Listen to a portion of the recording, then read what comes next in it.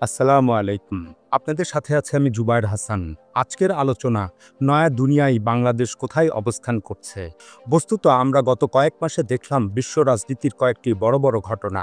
২০২৪ সালের নভেম্বরের নির্বাচনে ডোনাল্ড ট্রাম্প জিতলেন এবং বিশ্বব্যাপী আমদানি শুল্ক যুদ্ধ শুরু করলেন। এতে দুনিয়াব্যাপী তোলপাড় শুরু হলো। ডোনাল্ড ট্রাম্প ভেবেছিলেন তিনি সারা বিশ্বের সংঘাতগুলো বন্ধ করে দিয়ে নোবেল শান্তি পুরস্কার লাভ করবেন, কিন্তু তিনি ইরান যুদ্ধ শুরু করলেন, আবার তা থেকে পিছিয়ে আসলেন। ওদিকে ২৪ ঘন্টার মধ্যে ইউক্রেন যুদ্ধ বন্ধ করবার যে আকাঙ্ক্ষা তিনি ব্যক্ত করেছিলেন সেটিও ব্যর্থ হয়। গত আগস্টে আলাস্কা বৈঠকে প্রেসিডেন্ট পুতিনকে তিনি যুদ্ধবিরতিতে রাজি করাতে পারেননি। উল্টো প্রেসিডেন্ট পুতিন শান্তির জন্য ভূমি দাবি করে বসেন। ডোনাল্ড ট্রাম্পের স্লোগান হলো মেক আমেরিকা গ্রেট এগেইন। এই লক্ষ্য অর্জনে তিনি যে কোনো কাজ করতে প্রস্তুত। যেমন তিনি আলাস্কায় প্রেসিডেন্ট পুতিনকে কূটনৈতিক বৈধতা দিলেন, তবে তা নিষ্ফল হলো। আসলে বর্তমান দুনিয়ার ভূ রাজনৈতিক চিত্র বদলে গেছে। এক নয়া দুনিয়ার আবির্ভাব ঘটেছে। চীন ও রাশিয়ার নেতৃত্বে নতুন অক্ষ গড়ে উঠেছে। এই শক্তি পশ্চিমা নেতৃত্বাধীন বিশ্ব ব্যবস্থাকে চ্যালেঞ্জ করছে। ১৯৪৫ সালের পর থেকে গত ৮০ বছর ধরে মার্কিন বলয়ের বিশ্বব্যাংক, IMF, G7, ন্যাটো এগুলো ছিল একমাত্র প্রভাবশালী শব্দমালা। এখন এগুলোর পাশাপাশি উচ্চারিত হচ্ছে চীন রাশিয়া বলয়ের BRICS, SCO, new development bank এসব শব্দমালা। ডোনাল্ড ট্রাম্প দ্বিতীয় মেয়াদে প্রেসিডেন্ট নির্বাচিত হবার পর গত ৬ ও ৭ জুলাই ব্রাজিলের ১৭তম ব্রিক্স শীর্ষ সম্মেলন অনুষ্ঠিত হয়, যেখানে বিশ্ব ব্যবস্থা সংস্কারের ডাক দেওয়া হয়। ওই সম্মেলনে ব্রাজিলের president Lula da Silva Donald ট্রাম্পকে সম্রাট হিসাবে আখ্যায়িত করেন। ব্রাজিলিয়ান প্রেসিডেন্ট ট্রাম্পের শুল্ক নীতির বিরুদ্ধে কড়া প্রতিক্রিয়া ব্যক্ত করেন। তিনি বলেন, বিশ্ব বদলে গেছে, আমরা একজন সম্রাট চাই না। ট্রাম্পের শুল্ক হুমকিকে অযৌক্তিক হিসাবে অভিহিত করে ব্রাজিলিয়ান প্রেসিডেন্ট বলেন, ব্রিক্স দেশগুলো স্বাধীন দেশ এবং কেউ আর অন্যকে হুমকিতে রাখতে পারবে না। ব্রাজিলিয়ান প্রেসিডেন্ট জোর দিয়ে বলেন, ব্রিক্স দেশগুলো বিশ্ব অর্থনীতিকে নতুনভাবে বিন্যাস করতে চায়।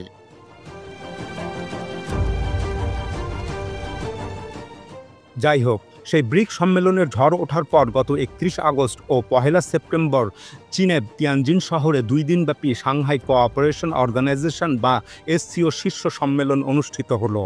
এতে SCO সদস্য দেশগুলোর সকল রাষ্ট্রপ্রধানরা অংশ নেন। যেমন আয়োজক ও সভার সভাপতি হিসাবে চীনা প্রেসিডেন্ট শি জিনপিং, রাশিয়ার প্রেসিডেন্ট ভ্লাদিমির পুতিন, ভারতের প্রধানমন্ত্রী নরেন্দ্র মোদি, ইরানের প্রেসিডেন্ট মাসুদ পেজেশকিয়ান, পাকিস্তানের প্রধানমন্ত্রী শাহবাজ শরীফ, বেলারুশ প্রেসিডেন্ট আলেকজান্ডার লুকাশেঙ্কো এবং কাজাকিস্তান, কিরগিজস্তান, তাজিকিস্তান, উজবেকিস্তানের প্রেসিডেন্টগণ অংশগ্রহণ করেন। এছাড়া SCO ডায়ালগ পার্টনার, পর্যবেক্ষক এবং আমন্ত্রিত অতিথি হিসাবে আরও কয়েকটি দেশের রাষ্ট্রপ্রধানগণ যোগদান করেন। যেমন মুসলিম দেশগুলোর মধ্য থেকে তুরস্কের প্রেসিডেন্ট এরদোয়ান, মালয়েশিয়ার প্রধানমন্ত্রী আনোয়ার ইব্রাহিম, আজারবাইজানের প্রেসিডেন্ট ইলহাম আলিয়েভ, মিশরের প্রধানমন্ত্রী, মালদ্বীপের প্রেসিডেন্ট এবং সৌদি আরব, কাতার, কুয়েত, বাহরাইন, সংযুক্ত আরব আমিরাতের প্রতিনিধিরা অংশ নেন।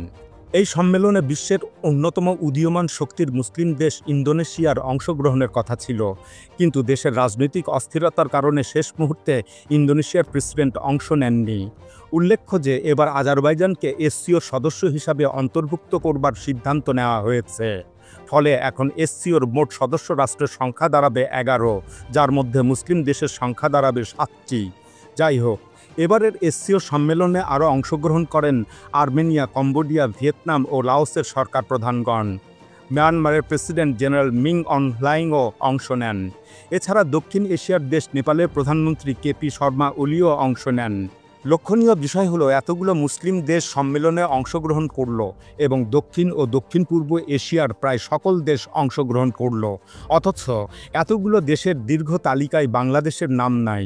এ থেকে প্রশ্ন জাগে যে এই নয়া দুনিয়ায় তাহলে বাংলাদেশের অবস্থান কোথায়? বাংলাদেশ কি নতুন বিশ্ব ব্যবস্থা অনুধাবন করতে ব্যর্থ হচ্ছে? SCO সম্মেলনে জাতিসংঘের মহাসচিবও যোগদান করেন, আসিয়ান মহাসচিবও যোগ দেন, আর এশিয়ান ইনফ্রাস্ট্রাকচার ইনভেস্টমেন্ট ব্যাংকের প্রেসিডেন্টও যোগ দেন। এছাড়া আরও কয়েকটি আঞ্চলিক জোট সেখানে যোগদান করে। সব মিলিয়ে SCOতে এক চাঁদের হাট বসেছিল। সেই চাঁদের হাটে উপস্থিত থাকতে পারতেন প্রধান উপদেষ্টা প্রফেসর মোহাম্মদ ইউনূসও, কিন্তু কেন তিনি সেখানে উপস্থিত থাকলেন না তা হয়ে দাঁড়িয়েছে এক বিরাট প্রশ্ন।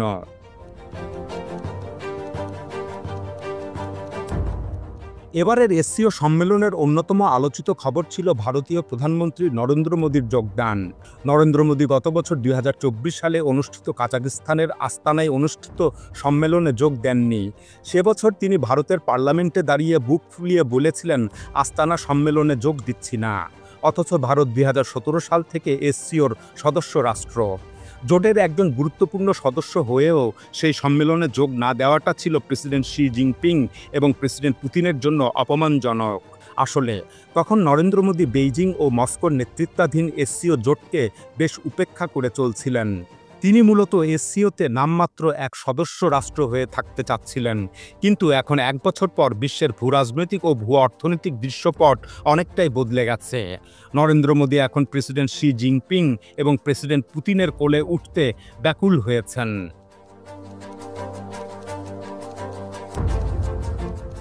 এবছর 2025 সালে এমন এক সময় এই এসসিও সম্মেলন অনুষ্ঠিত হলো যখন বিশ্বজুড়ে ট্রাম্পের শুল্ক যুদ্ধ শুরু হয়েছে।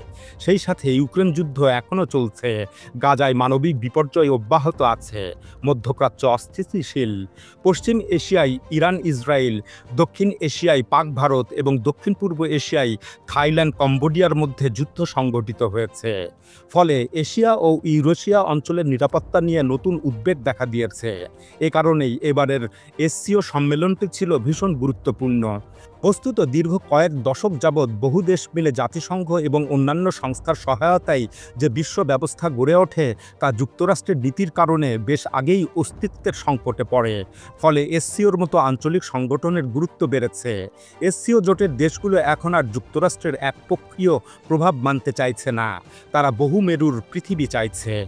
এই আকাঙ্ক্ষারই প্রতিফলন পাওয়া যায় এবারের এসসিও সম্মেলনে চীনা প্রেসিডেন্ট শি জিনপিংয়ের বক্তব্য থেকে। তিনি বলেন, আমাদেরকে অবশ্যই আধিপত্যবাদ ও শক্তির রাজনীতির বিরুদ্ধে স্পষ্ট অবস্থান নিতে হবে এবং প্রকৃত বহুপাক্ষিকতা চর্চা করতে হবে। সম্মেলনে প্রেসিডেন্ট শি জিনপিংয়ের সাথে সুর মিলিয়ে প্রেসিডেন্ট পুতিন বলেন, নিরাপত্তার ক্ষেত্রে আমাদের ন্যায্য ভারসাম্য দরকার।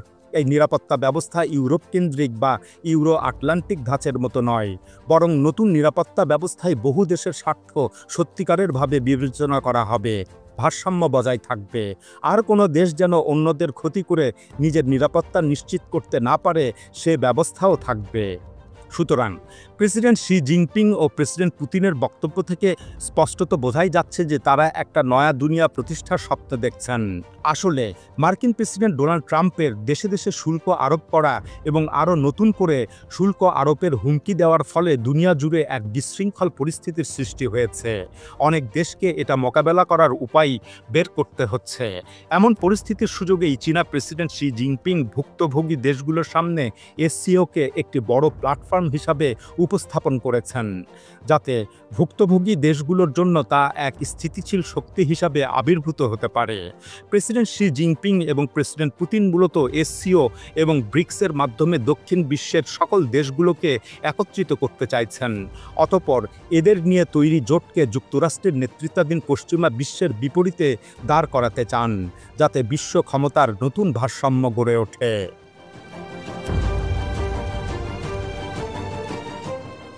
এখন কথা হলো, বাংলাদেশ কেন এসসিও সম্মেলনে অংশগ্রহণ করল না? আসলে মার্কিন president Donald Trump SCO, BRICS, global south বা দক্ষিণ বিশ্ব এসব শব্দ বা জোটকে প্রায়ই বেশ তিরস্কার ও সমালোচনা করেন। কিছুদিন পূর্বে তিনি ব্রিক্স জোটের সদস্যদের ওপর 100% শুল্ক আরোপের হুমকি দেন। তিনি ব্রিক্সকে যুক্তরাষ্ট্র বিরোধী জোট হিসাবে আখ্যায়িত করেন। সুতরাং ডোনাল্ড ট্রাম্প এবারের এসসিও সম্মেলন নিশ্চয়ই নিবিড়ভাবে পর্যবেক্ষণ করেছেন। এই পর্যবেক্ষণের আলোকেই যুক্তরাষ্ট্র আগামীতে ভারতের সাথে সামরিক, অর্থনৈতিক, কোয়াড এবং আরও অন্যান্য বিষয়ে দফা-রফা করতে চাইবে। এখানে ডোনাল্ড ট্রাম্প শুধু ভারতের সাথেই ফয়সালা করবেন না, বরং পাকিস্তান, ইরান ও এসসিওতে অংশগ্রহণকারী অন্যান্য দেশের সাথেও একই নীতি অবলম্বন করবেন। বস্তুত রাশিয়া ও চীন কিভাবে এসসিও এবং ব্রিক্সের মাধ্যমে ভূ রাজনীতি ও বিশ্ব বাণিজ্যে নিজেদের মধ্যে যোগাযোগ গড়ে তুলছে সেটার প্রতি ডোনাল্ড ট্রাম্প কড়া নজর রাখবেন। অতএব ডোনাল্ড ট্রাম্পের কড়া নজরদারি এবং খর্গ কৃপানের নিচে যেন পড়তে না হয়, খুব সম্ভবত এ কারণেই বাংলাদেশ এসসিও সম্মেলনে যোগদান করা থেকে বিরত থেকেছে। কিন্তু কথা হলো, বাংলাদেশ এসসিও সম্মেলনে অংশগ্রহণ না করলেই কি নয়া দুনিয়া গড়ে ওঠা থেমে থাকবে? আসলে দুনিয়া যে পালাবদলের যুগে প্রবেশ করেছে তার চূড়ান্ত পরিণতি কেউ চাক কিংবা না চাক তবুও তা ঘটবেই। আসলে বিষয়টি সাবজেক্টিভ নয়, বরং অবজেক্টিভ।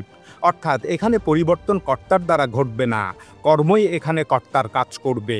মানে বিষয়টা প্রাকৃতিক, যাকে বলে নিয়তির খেলা। বস্তুত একটি নির্দিষ্ট সময়চক্র পরপর পুঁজি, প্রযুক্তি, শ্রম, মূলধন, বাজার এসব কিছুরই হাত বদলায়। এসব এক হাত থেকে আরেক হাতে যায় এবং এক দেশ থেকে অন্য দেশে স্থানান্তরিত হয়। এটা কেউ চেষ্টা করে ঠেকাতে পারে না। তবে সাম্রাজ্যের পতন ঠেকাতে যেমন শেষ সম্রাট মরিয়া হয়ে চেষ্টা করেন, তেমনি এই পুঁজির স্থানান্তর ঠেকাতে পুঁজিপতিরা আপ্রাণ চেষ্টা করেন। এখন প্রেসিডেন্ট ডোনাল্ড ট্রাম্প যেন বিশ্ব পালাবদলের যুগে সেই চেষ্টাই করে যাচ্ছেন।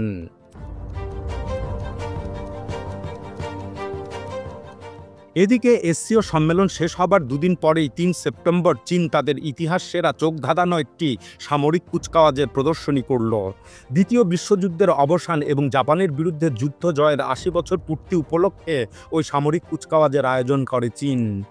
রাজধানী বেইজিংয়ের তিয়ানআনমেন স্কয়ারে অনুষ্ঠিত ওই সামরিক কুচকাওয়াজে চীন সর্বাধুনিক যুদ্ধবিমান, ড্রোন, ক্ষেপণাস্ত্র এবং আরও অনেক সামরিক মারণাস্ত্র প্রদর্শন করে। চীনা প্রেসিডেন্ট শি জিনপিং ওই সামরিক কুচকাওয়াজের মাধ্যমে প্রতিপক্ষ দেশগুলোকে কার্যত এক হুঁশিয়ারি দিয়েছেন। তিনি বার্তা দিতে চেয়েছেন যে, খবরদার, চীনের সার্বভৌমত্ব কেউ চ্যালেঞ্জ করতে এসো না, চীনের দিকে আর চোখ রাঙাবে না। চীনের ওই সামরিক কুচকাওয়াজের একটি বিশেষ লক্ষণীয় দিক ছিল, মঞ্চে প্রেসিডেন্ট শি জিনপিংয়ের পাশে বসেছিলেন বিভিন্ন রাষ্ট্রের আমন্ত্রিত অতিথিবর্গ। তার পাশে বসেছিলেন রাশিয়ার প্রেসিডেন্ট ভ্লাদিমির পুতিন, উত্তর কোরিয়ার নেতা Kim Jong Un, Belarus president Alexander Lukashenko, পাকিস্তানের de facto leader field marshal Asim Munir এবং কিউবা, ইরান সহ আরও অন্যান্য বিশ্ব নেতারা। এসব অতিথিরা প্রেসিডেন্ট শি জিনপিংয়ের কড়া বার্তাকে আরও শক্তিশালী করেছেন। তারা প্রেসিডেন্ট শির সাথে উপস্থিত থেকে বোঝাতে চেয়েছেন যে তারা আর মার্কিন মোড়লগিরি চান না। আসলে প্রেসিডেন্ট শি জিনপিং চীনকে একটি কেন্দ্রীয় বৈশ্বিক শক্তি হিসাবে প্রতিষ্ঠিত করতে চাইছেন। তিনি আন্তর্জাতিক ব্যবস্থাকে এমনভাবে বদলে দিতে চাচ্ছেন যা চীনের স্বার্থ প্রতিষ্ঠায় কাজ করবে।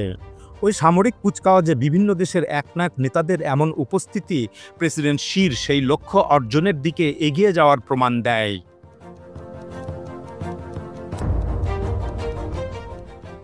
এখন ফিরে আসি প্রিয় মাতৃভূমি বাংলাদেশের কথায়। বাংলাদেশের উপর মার্কিন যুক্তরাষ্ট্র ও চীন উভয় দেশই প্রভাব বিস্তারের জন্য সচেষ্ট হয়েছে।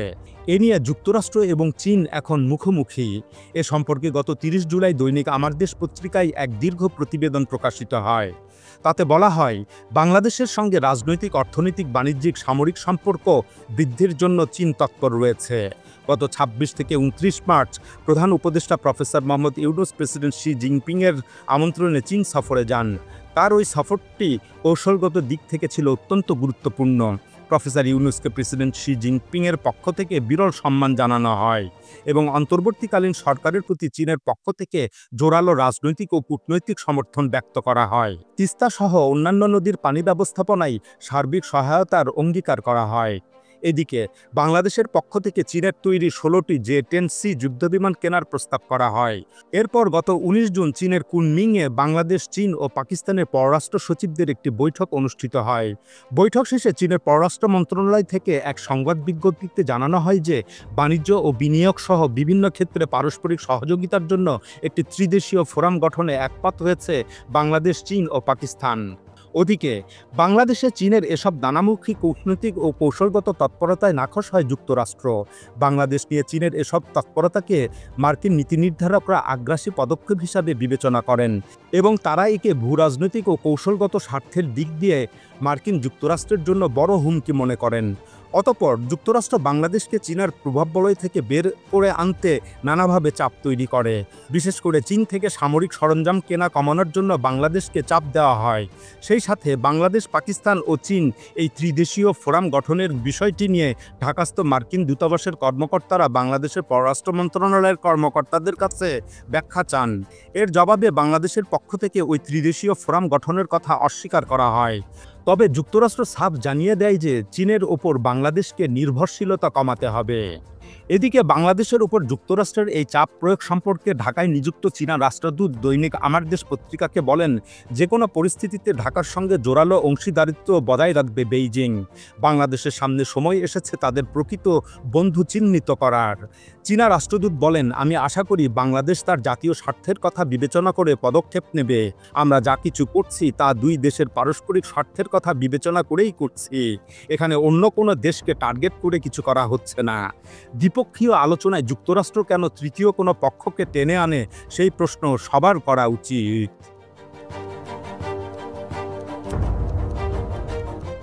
সুতরাং চীন ও যুক্তরাষ্ট্রের মধ্যে চলমান ভূরাজনৈতিক ও কৌশলগত প্রতিযোগিতা বাংলাদেশকে জটিল পরিস্থিতির মধ্যে ফেলে দিয়েছে। মার্কিন প্রেসিডেন্ট ডোনাল্ড ট্রাম্প আমদানি শুল্ককে হাতিয়ার বানিয়ে পৃথিবীর বিভিন্ন দেশকে যুক্তরাষ্ট্রের অনুগত করতে চাইছেন। কিন্তু আমদানি শুল্ক বাড়ানোর এই কৌশল খোদ যুক্তরাষ্ট্রের অভ্যন্তরেই একসময় বুমেরাং হয়ে দেখা দেবে। কেননা এতে যুক্তরাষ্ট্রের অভ্যন্তরের ভোক্তাগোষ্ঠীকেই অতিরিক্ত পয়সা খরচ করে পণ্য কিনতে হবে। ফলে ভবিষ্যতে এই আমদানি শুল্ক ইস্যুতে মার্কিন জনগণ ট্রাম্পের উপর ক্ষুব্ধ হয়ে পড়বেন। তখন ডোনাল্ড ট্রাম্প তার কৌশল পাল্টাবেন। দ্বিতীয় মেয়াদে প্রেসিডেন্ট নির্বাচিত হওয়ার পর এ পর্যন্ত ডোনাল্ড ট্রাম্প সম্পর্কে যা দেখা গেল তাতে কূটনীতি, পররাষ্ট্রনীতি ও বাণিজ্য নীতি এমন সব ক্ষেত্রেই তিনি বেশ অস্থির আচরণ করছেন। তিনি ক্ষণে ক্ষণে তার কথা ও মত পাল্টাচ্ছেন। তাই ডোনাল্ড ট্রাম্প আজকে পৃথিবীর বিভিন্ন দেশের ওপর যে আমদানি শুল্ক আরোপ করেছেন, আগামীকাল সেটা যে পাল্টাবেন না এর কোনোই নিশ্চয়তা নাই। এ কারণে সম্প্রতি প্রফেসর ইউনূস বাংলাদেশের জন্য যে মার্কিন আমদানি শুল্ক 20% ঘরে ধার্য করাতে পেরেছেন তাতে চূড়ান্তভাবে উৎফুল্ল হওয়ার কিছুই নেই। ভবিষ্যতে এটা রদবদল হতে পারে। এছাড়া ভবিষ্যতে ডোনাল্ড ট্রাম্প বাংলাদেশের প্রতিযোগী অন্য কোনো দেশকে আরও বেশি শুল্ক ছাড় দিতে পারেন। তখন বাংলাদেশ বেকায়দায় পড়বে। অতএব তড়িৎ লাভ দেখে চীনের সাথে সম্পর্ক উন্নয়নের বিষয়ে অবহেলা দেখানো হবে ভীষণ অর্বাচীনের কাজ। প্রফেসর ইউনূস ক্ষমতায় অধিষ্ঠিত হওয়ার পরপরই মনে করা হচ্ছিল যে বাংলাদেশ চীনের সাথে দারুণ সখ্যতা গড়ে তুলবে। বস্তুত সে পথেই বাংলাদেশ অনেক দূর এগিয়েছিল। কিন্তু গত এপ্রিলে মার্কিন প্রেসিডেন্ট ডোনাল্ড ট্রাম্প বিশ্বব্যাপী অতিরিক্ত আমদানি শুল্ক আরোপ করলে বাংলাদেশ চীন সম্পর্ক উন্নয়নের সেই গতি থমকে দাঁড়ায়। এরপর থেকে প্রফেসর ইউনূস সরকার মার্কিন যুক্তরাষ্ট্রকে বেশি প্রাধান্য দিয়ে চলতে থাকে। কিন্তু এটা হতে পারে বাংলাদেশের জন্য ভীষণ আত্মঘাতী। কেননা আগামী দশকে চীনা অর্থনৈতিক শক্তি দক্ষিণ এশিয়াকে নিয়ন্ত্রণ করবে। এমন পরিস্থিতিতে চীনের সাথে সম্পর্ক গড়ে তোলা বাংলাদেশ উপেক্ষা করতে পারে না। এখানে বিশেষভাবে মনে রাখা প্রয়োজন যে বর্তমান দুনিয়ায় চীন আর্থিক সক্ষমতার কতগুলো ক্ষেত্রে তার প্রধান প্রতিদ্বন্দ্বী মার্কিন যুক্তরাষ্ট্রের চেয়ে অগ্রগামী। যেমন উদ্বৃত্ত অর্থ কিংবা সঞ্চয়ের পরিমাণ, অবকাঠামোগত প্রকল্পে ঋণ দান, নগদ অর্থ সহায়তা, ঋণ কিংবা সুদ মওকুফ, সুদ হার কমানো, সুদ ফেরতদানের কিস্তির সময়সীমা পুনর্নির্ধারণ কিংবা বিলম্বিতকরণ, এমন সব আর্থিক সক্ষমতায় চীন যুক্তরাষ্ট্রের চেয়ে এগিয়ে। অতএব নয়া দুনিয়ায় বাংলাদেশ কোথায় অবস্থান নেবে সে সম্পর্কে যথেষ্ট চিন্তা করতে হবে। আমাদেরকে ভাবতে হবে চীন যদি নাখোশ হয়ে বাংলাদেশ থেকে মুখ ফিরিয়ে নেয় তাহলে সেক্ষেত্রে এদেশের অর্থনৈতিক উন্নয়ন কতটুকু এগিয়ে যেতে পারবে। এখন এ পর্যন্তই। আল্লাহ হাফেজ।